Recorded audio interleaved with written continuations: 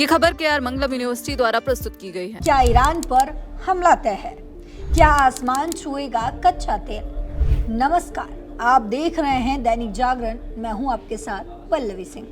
जरा सोचिए, अगर आने वाले 2-3 दिनों के भीतर मध्य पूर्व यानी कि मिडिल ईस्ट से ऐसी खबर आए जो पूरी दुनिया की अर्थव्यवस्था को हिलाकर रख दे, तो क्या होगा?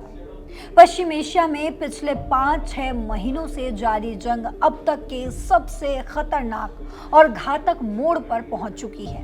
अमेरिका से आ रही एक बहुत बड़ी और सनसनीखेज रिपोर्ट ने पूरी दुनिया के देशों को चिंता में डाल दिया है। वॉशिंगटन से लेकर तेहरान और तेल अवीव तक में सेनाएं हाई अलर्ट पर हैं। एक्सियोस, वॉल स्ट्रीट जर्नल और CBS न्यूज जैसी अंतर्राष्ट्रीय मीडिया एजेंसियों के हवाले से ये खबर सामने आई है कि अमेरिकी राष्ट्रपति डोनाल्ड ट्रंप ईरान के ऊर्जा बुनियादी ढांचों पर एक बड़े और भीषण हवाई हमले की योजना बना रहे हैं। सबसे चौंकाने वाली बात यह है कि इस हमले में इजरायली वायुसेना भी अमेरिका का सीधा साथ दे सकती है।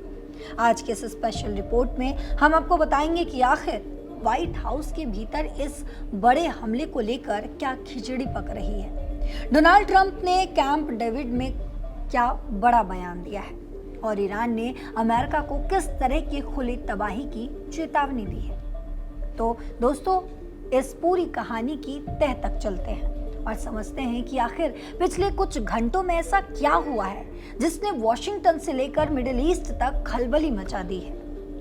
अमेरिकी समाचार वेबसाइट एक्सियोस और ANI की लेटेस्ट रिपोर्ट के मुताबिक आपको बता दूं कि राष्ट्रपति डोनाल्ड ट्रंप ईरान की अर्थव्यवस्था और उसकी सैन्य रसद की रीढ़ माने जाने वाले ऊर्जा क्षेत्रों पर सीधे मिसाइल और हवाई हमले करने पर विचार कर रहे हैं। इन संभावित ठिकानों में ईरान की बड़ी बड़ी पेट्रोलियम रिफाइनरियां, गैस क्षेत्र और बिजली पैदा करने वाले पावर प्लांट शामिल हो सकते हैं। अमेरिका का मुख्य मकसद ईरान पर इतना भारी दबाव बनाना है कि वो वॉशिंगटन द्वारा तय की गई युद्ध विराम की शर्तों को मानने के लिए मजबूर हो जाए और आत्मसमर्पण कर दे। अमेरिकी अधिकारियों के हवाले से बताया गया है कि राष्ट्रपति ट्रंप ने हालांकि अभी तक इस सैन्य ऑपरेशन के लिए अंतिम लिखित मंजूरी या फाइनल सिग्नल नहीं दिया है, लेकिन व्हाइट हाउस और अमेरिकी रक्षा मंत्रालय यानी कि पेंटागन के भीतर हमले के खाके और लक्षित ठिकानों पर लगातार गंभीर चर्चाएं चल रही हैं। वॉल स्ट्रीट जर्नल की रिपोर्ट तो यहां तक दावा करती है कि ट्रंप ने अपनी सेना को एक नए सैन्य अभियान की तैयारी करने का सीधा आदेश भी दिया है, जिसकी शुरुआत इसी वीकेंड के दौरान हो सकती है। इस पूरे घटनाक्रम में सबसे बड़ा मोड़ तब आया जब कैंप डेविड में एक कैबिनेट बैठक के दौरान राष्ट्रपति ट्रंप ने संवाददाताओं के सामने खुलकर सैन्य कार्रवाई के संकेत दिए। ट्रंप ने सीधे शब्दों में कहा कि हम उन पर बहुत जोरदार प्रहार करने जा रहे हैं और एक वक्त ऐसा आएगा जब ईरानी नेतृत्व खुद कहेगा कि अब हम और बर्दाश्त नहीं कर सकते। उनके साथ बैठक में विदेश मंत्री मार्को रूबियो और रक्षा मंत्री पिट हेग्सेथ भी मौजूद थे। व्हाइट हाउस की प्रेस सचिव कैरोलिन लेविट ने भी कड़ा रुख अपनाते हुए कहा कि अमेरिका हर हाल में जीतेगा और ट्रंप के रहते ईरान को कभी भी परमाणु हथियार हासिल करने नहीं दिया जाएगा। वहीं पेंटागन के प्रवक्ता सीन पार्नेल ने साफ कर दिया है कि उनकी सेना पूरी तरह से तैयार यानी कि लॉक एंड लोडेड स्थिति में है और राष्ट्रपति के अंतिम आदेश का इंतजार कर रही है। लेकिन सवाल ये उठता है कि अचानक बात इतनी ज्यादा क्यों बिगड़ गई?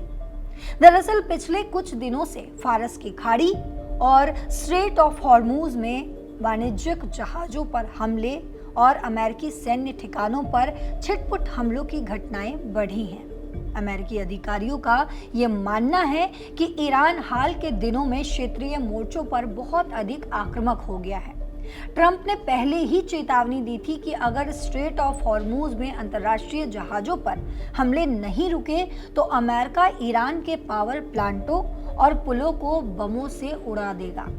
पिछले 5 महीनों से जारी इस गतिरोध में जब कूटनीतिक बातचीत किसी नतीजे पर नहीं पहुंची तो अब अमेरिका ने सीधी सैन्य ताकत के इस्तेमाल का मन बना लिया है। इस बीच इजराइल की भूमिका को लेकर भी बड़ी जानकारियां सामने आ रही हैं। इजरायली प्रधानमंत्री यानी कि बेंजामिन नेतन्याहू ने हाल ही में वॉशिंगटन का दौरा करके राष्ट्रपति ट्रंप और अमेरिकी रक्षा नेतृत्व के साथ उच्च स्तरीय बैठकें की थी। रिपोर्ट्स के मुताबिक अगर ये संयुक्त हवाई हमला होता है तो कई हफ्तों के शांत दौर के बाद इजराइल पहली बार सीधे तौर पर ईरान के खिलाफ अमेरिकी बमबारी अभियान में शामिल होगा। हालांकि कुछ मीडिया रिपोर्ट्स ये भी कह रही हैं कि वैश्विक वित्तीय बाजारों और शेयर बाजार में बड़े भूचाल की आशंका को देखते हुए वॉशिंगटन इस ऑपरेशन को सोमवार को बाजार खुलने से पहले ही खत्म करने की योजना पर भी विचार कर रहा है। वहीं दूसरी तरफ ईरान ने भी अमेरिका की इन धमकियों को महज कागजी बयानबाजी नहीं माना है और अपनी तरफ से युद्ध का सबसे भयानक मोर्चा खोलने की तैयारी कर ली है। ईरान की तस्नीम न्यूज एजेंसी के मुताबिक ईरान के एक वरिष्ठ सुरक्षा अधिकारी ने अमेरिकी मीडिया रिपोर्टों को पागलपन करार देते हुए कहा है कि तेहरान ने अमेरिका के इस दुस्साहस का जवाब देने के लिए एक व्यापक जवाबी रणनीति तैयार कर ली है। ईरान ने साफ चेतावनी दी है कि अगर अमेरिकी या इजरायली मिसाइलों ने उनकी रिफाइनरियों या बिजली संयंत्रों को छुआ तो ईरान का पलटवार केवल इजराइल के मुख्य बुनियादी ढांचों तक सीमित नहीं रहेगा, बल्कि पूरे मिडिल ईस्ट में फैले अमेरिकी सैन्य ठिकानों और अमेरिकी ऊर्जा संपत्तियों को भी तबाह कर दिया जाएगा। ईरान का दावा है कि उसके पास अमेरिकी गठबंधन के हमलों को झेलने और उसका कड़ा जवाब देने की पूरी क्षमता और इच्छा शक्ति मौजूद है।